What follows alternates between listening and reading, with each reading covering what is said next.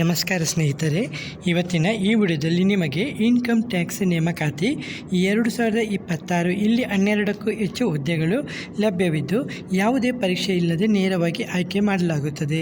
ಹಾಗಾಗಿ ವಿದ್ಯಾರ್ಥಿ 10ನೇ ತರಗತಿ 12ನೇ ತರಗತಿ ಅಥವಾ ಯಾವುದೇ ಪದವಿಯಾದರೂ ಪರವಾಗಿಲ್ಲ, ಉತ್ತಮ ರೀತಿಯ ಸ್ಯಾಲರಿ ಪ್ಯಾಕೇಜ್ ಕೂಡ ಅವೈಲೇಬಲ್ ಇದೆ.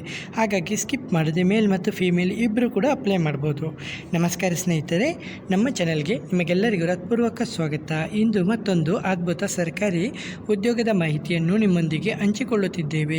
ಸರ್ಕಾರಿ ಕೆಲಸಕ್ಕಾಗಿ ಕಾಯುತ್ತಿರುವ ಅಭ್ಯರ್ಥಿಗಳಿಗೆ ಇದು ತುಂಬ ಒಳ್ಳೆಯ ಅವಕಾಶ ಅಂತ ಹೇಳಬಹುದು. ಇವರ ವತಿಯಿಂದ ಹೊಸ ನೇಮಕಾತಿ ಪ್ರಕಟವಾಗಿದ್ದು, ಈ ನೇಮಕಾತಿಯಲ್ಲಿ ಮಲ್ಟಿ ಟಾಸ್ಕಿಂಗ್ ಸ್ಟಾಫ್ ಮತ್ತು ಟ್ಯಾಕ್ಸ್ ಅಸಿಸ್ಟೆಂಟ್ ಮತ್ತು ಸ್ಟೆನೋಗ್ರಾಫರ್ ಹುದ್ದೆಗಳಿಗಾಗಿ ಅರ್ಜಿಗಳನ್ನು ಆಹ್ವಾನಿಸಲಾಗಿದೆ. ಭಾರತದ ಎಲ್ಲ ರಾಜ್ಯಗಳ ಅಭ್ಯರ್ಥಿಗಳು ಈ ಹುದ್ದೆಗಳಿಗೆ ಅರ್ಜಿಯನ್ನು ಹಾಕಬಹುದು. ಪುರುಷರು ಮತ್ತು ಮಹಿಳೆಯರು ಇಬ್ಬರು ಕೂಡ ಅರ್ಹರು. ನೀವು 10ನೇ ತರಗತಿ ಪಾಸಾದರೂ ಸಾಕು, 12ನೇ ತರಗತಿ ಪಾಸಾದರೂ ಸಾಕು, ಯಾವುದೇ ಪದವಿ ಪೂರ್ಣಗೊಳಿಸಿದ್ದರೂ ಈ ಅವಕಾಶವನ್ನು ಬಳಸಿಕೊಳ್ಳಬಹುದು. ಹೀಗಾಗಿ ಈ ವಿಡಿಯೋವನ್ನು ಕೊನೆಯವರೆಗೆ ನೋಡಿ. ಈ ನೇಮಕಾತಿಯ ಸಂಪೂರ್ಣ ಮಾಹಿತಿ, ಹುದ್ದೆಗಳ ಸಂಖ್ಯೆ, ಅರ್ಹತೆ, ವೇತನ, ವಯೋಮಿತಿ ಮತ್ತು ಅರ್ಜಿ ಸಲ್ಲಿಸುವ ವಿಧಾನ ಮತ್ತು ಮುಖ್ಯ ದಿನಾಂಕಗಳ ಬಗ್ಗೆ ವಿವರವಾಗಿ ತಿಳಿದುಕೊಳ್ಳೋಣ. ಮೊದಲಿಗೆ ಹುದ್ದೆಗಳ ವಿವರವನ್ನು ನೋಡೋಣ.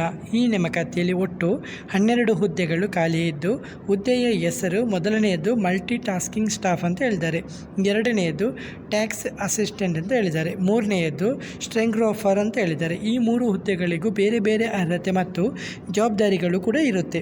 ಇದೀಗ ವೇತನದ ಬಗ್ಗೆ ನೋಡೋದಾದರೆ, ಇಲ್ಲಿ ನಿಮಗೆ ಪ್ರಾರಂಭಿಕ ವೇತನ 18,000ದಿಂದ 81,000 ಸಂಬಳದವರೆಗೆ ಕೆಲಸ ಲಭ್ಯವಿದೆ.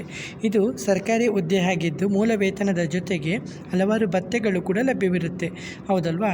ಹೀಗಾಗಿ ಒಟ್ಟು ಸಂಬಳ ಇನ್ನೂ ಹೆಚ್ಚಾಗುವಂಥ ಸಾಧ್ಯತೆ ಇದೆ. ಇದೀಗ ವಿದ್ಯಾರ್ಥಿಯನ್ನು ನೋಡುವ.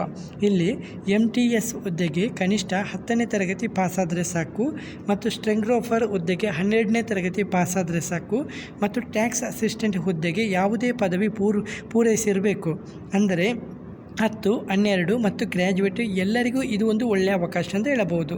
ವಯೋಮಿತಿ ಕೊಟ್ಟಿದ್ದಾರೆ ನೋಡಿ, ಕನಿಷ್ಠ 18, ಗರಿಷ್ಠ 27 ಅಂತ ಹೇಳಿದ್ದಾರೆ. ಹಾಗೆ SC STಗಳಿಗೆ ಉಂಟಲ್ಲ 5 ವರ್ಷಗಳ ಸಡಿಲಿಕೆ, OBCಗಳಿಗೆ 3 ವರ್ಷಗಳ ಸಡಿಲಿಕೆ ಇದೆ. ಓಕೆ, ಈ ನೇಮಕಾತಿ ವಿಶೇಷ ಅಂದರೆ ಇಲ್ಲಿ ಯಾವುದೇ ಬರವಣಿಗೆ ಪರೀಕ್ಷೆ ಇರುವುದಿಲ್ಲ. ಆಯ್ಕೆ ಪ್ರಕ್ರಿಯೆ ಹೀಗಿದೆ: ಮೊದಲಿಗೆ ನಿಮ್ಮ ಅರ್ಜಿಗಳ ಪರಿಶೀಲನೆ, ನಂತರ ದಾಖಲೆ ಪರಿಶೀಲನೆ, ಕೊನೆಯಲ್ಲಿ ನೇರವಾಗಿ ಆಯ್ಕೆ ಮಾಡಲಾಗುತ್ತೆ. ಹೀಗಾಗಿ ಪರೀಕ್ಷೆ ಇಲ್ಲದೆ ಸರ್ಕಾರಿ ಕೆಲಸ ಪಡೆಯಲು ಇದು ಒಂದು ದೊಡ್ಡ ಅವಕಾಶ ಅಂತ ಹೇಳಬಹುದು. ಅರ್ಜಿ ಶುಲ್ಕದ ಬಗ್ಗೆ ಅಧಿಕೃತ ನೋಟಿಫಿಕೇಷನಲ್ಲಿ ಸ್ಪಷ್ಟ ಮಾಹಿತಿ ನೀಡಲಾಗಿದೆ. ಸಾಮಾನ್ಯವಾಗಿ ಹಲವಾರು ಸರ್ಕಾರಿ ನೇಮಕಾತಿಯಲ್ಲಿ ಮಹಿಳೆಯರು ಹಾಗೂ ಮೀಸಲಾತಿ ವರ್ಗದವರಿಗೆ ಶುಲ್ಕ ವಿನಾಯಿತಿ ಇರುತ್ತದೆ. ಇದೀಗ ಅಗತ್ಯ ದಾಖಲೆಗಳ ಬಗ್ಗೆ ನೋಡೋಣ. ಅರ್ಜಿ ಹಾಕುವಾಗ ನಿಮ್ಮ ಹತ್ರ ಪಾಸ್ಪೋರ್ಟ್ ಸೈಜ್ ಫೋಟೋ ಇರಬೇಕು, ಸಹಿ ಇರಬೇಕು, ಆಧಾರ್ ಕಾರ್ಡು ಮತ್ತು SLC PUC ಮಾರ್ಕ್ಸ್ ಕಾರ್ಡ್ ಇರಬೇಕು, ಪದವಿ ಪ್ರಮಾಣ ಪತ್ರ, ಜಾತಿ ಪ್ರಮಾಣ ಪತ್ರ ಮತ್ತು ಜನನ ದಿನಾಂಕದ ದಾಖಲೆಗಳು, ಈ ಎಲ್ಲ ದಾಖಲೆಯನ್ನು ಸಿದ್ಧವಾಗಿಟ್ಟುಕೊಳ್ಳಬೇಕು.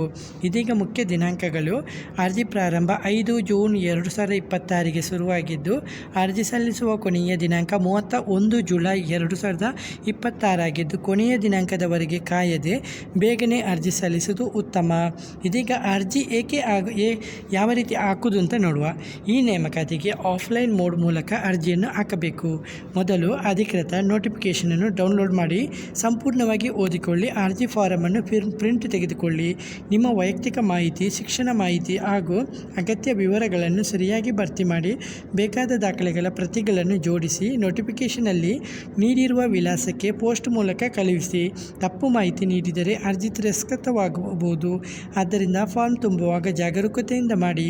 ಈ ನೇಮಕಾತಿಯ ಪ್ರಮುಖ ಲಾಭ: ಪರೀಕ್ಷೆ ಇಲ್ಲ, ನೇರವಾಗಿ ಆಯ್ಕೆ, ಉತ್ತಮ ರೀತಿಯ ಸಂಬಳ, ಸ್ಥಿರ ಸರ್ಕಾರಿ ಉದ್ಯೋಗವಾಗಿದ್ದು ಎಲ್ಲ ರಾಜ್ಯಗಳ ಅಭ್ಯರ್ಥಿಗಳಿಗೆ ಅವಕಾಶ ಕೊಟ್ಟಿದ್ದಾರೆ ಮತ್ತು ಪುರುಷರು ಮಹಿಳೆಯರು ಇಬ್ಬರಿಗೂ ಕೂಡ ಸಮಾನ ಅವಕಾಶ ಕೊಟ್ಟಿದ್ದಾರೆ. ನನ್ನ ಸಲಹೆ ಏನೆಂದರೆ, ನೀವು ಸರ್ಕಾರಿ ಕೆಲಸಕ್ಕೆ ಕಾಯುತ್ತಿದ್ದರೆ ಈ ಅವಕಾಶವನ್ನು ಮಿಸ್ ಮಾಡಬೇಡಿ. ವಿಶೇಷವಾಗಿ 10ನೇ 12ನೇ ಪಾಸ್ ಅಭ್ಯರ್ಥಿಗಳಿಗೆ ಇದು ಒಂದು ಒಳ್ಳೆಯ ಅವಕಾಶ ಅಂತ ಹೇಳಬಹುದು. ಈ ರೀತಿಯ ಸರ್ಕಾರಿ ಮತ್ತು ಖಾಸಗಿ ಉದ್ಯೋಗ ಮಾಹಿತಿಗಾಗಿ ನಮ್ಮ ಚಾನಲನ್ನು ಸಬ್ಸ್ಕ್ರೈಬ್ ಮಾಡಿ ಮತ್ತು ಬೆಲ್ ಐಕನನ್ನು ಒತ್ತಿ. ಹಾಗೆ ನಿಮಗೆ ನೋಟಿಫಿಕೇಷನ್ ನಮ್ಮ ಸೋಷಿಯಲ್ ಮೀಡಿಯಾ ಟೆಲಿಗ್ರಾಮ್ಗೆ ಬಂದರೆ ನಿಮಗೆ ನೇರವಾಗಿ ನೋಟಿಫಿಕೇಷನನ್ನು ಡೌನ್ಲೋಡ್ ಮಾಡ್ಕೊಳ್ಬೋದು. ಓಕೆ, ವಿಡಿಯೋ ನಿಮಗೆ ಇಷ್ಟವಾದರೆ ಲೈಕ್ ಮಾಡಿ, ಶೇರ್ ಮಾಡಿ ಮತ್ತು ಕಮೆಂಟ್ ಮಾಡಿ ಮೂಲಕ ನಿಮ್ಮ ಅಭಿಪ್ರಾಯವನ್ನು ತಿಳಿಸಿ. ಧನ್ಯವಾದಗಳು. ಮತ್ತೆ ಮುಂದಿನ ವಿಡಿಯೋದಲ್ಲಿ ಭೇಟಿಯಾಗೋಣ.